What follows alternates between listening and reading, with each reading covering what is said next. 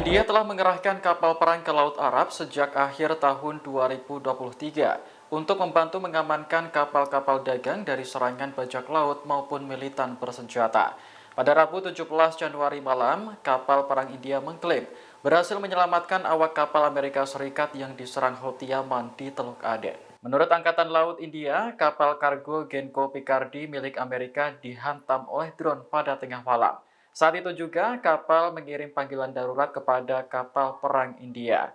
Kapal perang tersebut langsung datang ke Teluk Aden untuk menyelamatkan 22 awak kapal Genco Picardy. Dari jumlah tersebut, 9 diantaranya merupakan warga negara India.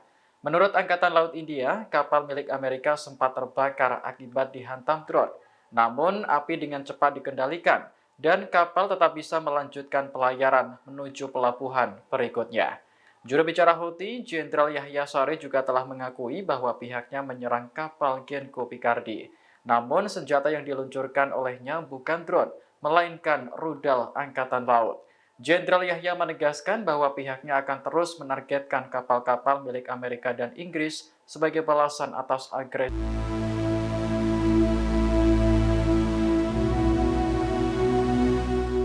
Kapal tanker milik Amerika Serikat kembali diserang di Teluk Aden pada Kamis 18 Januari 2024. Kapal bermuatan bahan kimia itu menjadi sasaran Houthi Yaman di tengah meningkatnya ketegangan kedua pihak.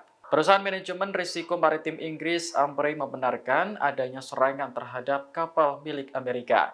Kapal bernama Camp Ranger itu dihantam oleh drone saat berlayar dari Jeddah, Arab Saudi menuju Kuwait. Meski begitu, tidak ada laporan kerusakan maupun korban jiwa. Dari sekian banyak drone, satu di antaranya jatuh ke laut sekitar 30 meter dari kapal tanker.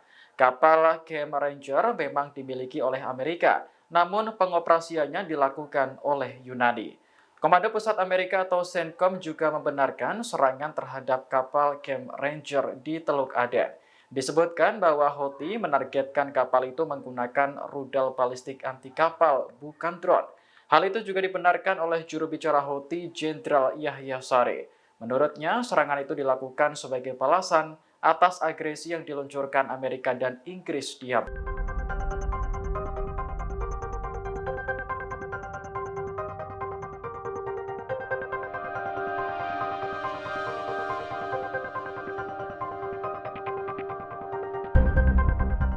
Menteri Pertahanan Inggris Grant Shapps memprediksi akan terjadi konflik global dalam waktu 5 tahun ke depan.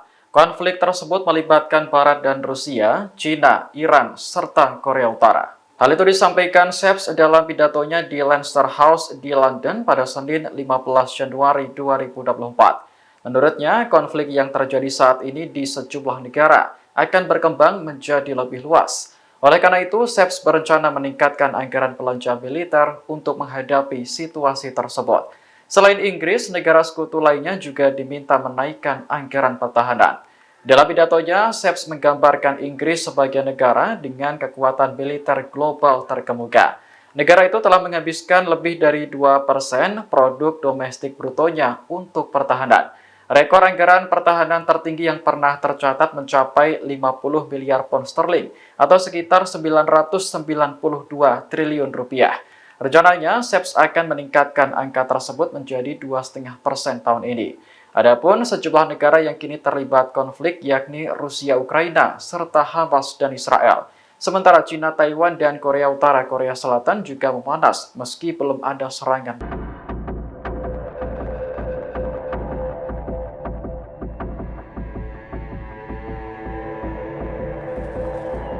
Presiden Amerika Serikat Joe Biden mengakui serangan yang dilakukan militernya terhadap Houthi di Yaman belum berhasil.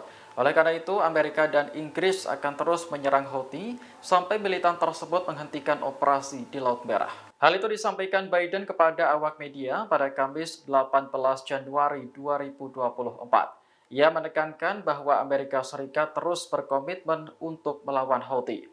Terlebih, Washington telah menetapkan kembali militan tersebut sebagai kelompok teroris. Adapun konflik antara Houthi dan Amerika bermula saat militan Yaman melakukan operasi di Laut Merah dengan menargetkan kapal-kapal terkait Israel. Washington menuduh Houthi telah mengganggu arus bebas perdagangan global. Pihaknya bersama negara sekutu termasuk Inggris kemudian membentuk koalisi Laut Merah untuk melawan Houthi. Amerika berulang kali mendesak militan tersebut untuk menghentikan aksinya, namun selalu diabaikan. Hingga akhirnya Amerika dan Inggris meluncurkan serangan langsung terhadap posisi Houthi di Yaman untuk pertama kalinya pada Kamis 11 Januari.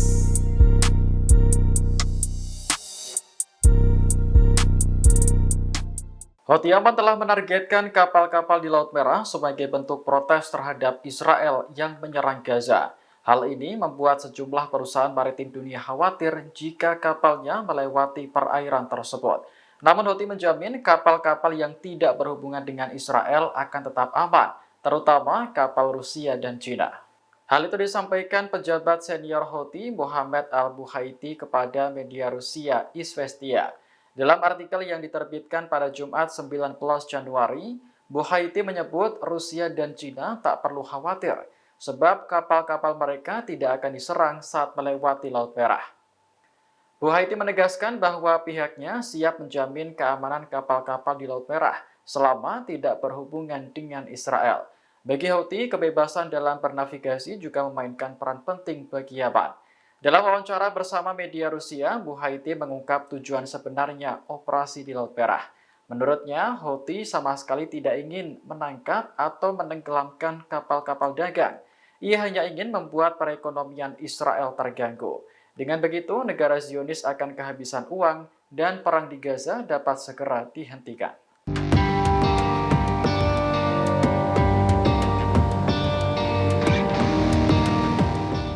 Uni Eropa akhirnya menyepakati resolusi gencatan senjata permanen di Gaza pada Kamis 18 Januari 2024. Resolusi ini mensyaratkan agar Hamas dibubarkan dan seluruh sandera dibebaskan. Uni Eropa menyepakati resolusi tersebut melalui salah satu badan legislatifnya, yakni Parlemen Eropa. Resolusi tersebut diadopsi dengan 312 suara mendukung, 131 menolak, dan 72 abstain. Sejak 7 Oktober 2023, Badan Eropa ini kesulitan menyeimbangkan sikap antara mengutuk Hamas dan mendukung hak Israel untuk membela diri. Pasalnya, hak-hak sipil kedua negara tetap harus dijamin sesuai hukum internasional. Namun, mayoritas negara anggota Uni Eropa memang mendukung resolusi gencatan senjata di Majelis Umum PBB beberapa waktu lalu. Hanya saja, Uni Eropa tetap menganggap Hamas sebagai kelompok terorisme. Itulah sebabnya resolusi yang diadopsi kali ini mensyaratkan agar Hamas dibubarkan.